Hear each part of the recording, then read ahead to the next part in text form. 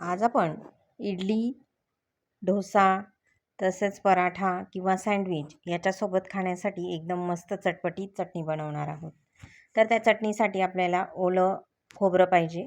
ओला नारळ फोडून या ठिकाणी खोबऱ्याचे काप करून घेतले आहेत. नंतर 1 इंच अद्रक, आवडीप्रमाणे हिरव्या मिरच्या, अर्धा लिंबूचा रस, पुदिन्याची पानं आणि कोथिंबीर.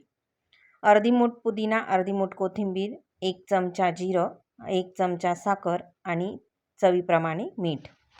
आता सगळ्यात प्रथम खोबरं जे आहे ते बारीक करून घ्यायचं आहे. खोबऱ्याचे काप केल्यामुळे कधीकधी खोबऱ्याचे तुकडे राहतात चटणीमध्ये, म्हणून अगोदर खोबरं चांगलं बारीक करून घ्यायचं आणि मग आता आपण सगळ्या वस्तू यामध्ये घालणार आहोत. हिरव्या मिरच्या घालूया आवडीप्रमाणे, 1 इंच अद्रक घालायचं आहे, जिरं, साखर, मीठ, नंतर अर्धा लिंबूचा रस घालायचा आहे.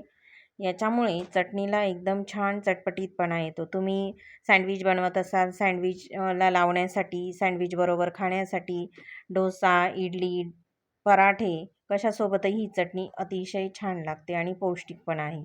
नंतर पुदिन्याची पानं घालायची आहेत, कोथिंबीर घालायची आहे आणि थोडंसं पाणी घालूया.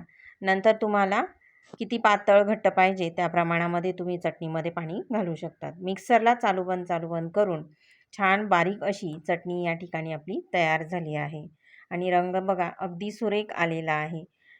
अतिशय चविष्ट अशी चटणी तुम्ही अशा पद्धतीने नक्की बनवून बघा.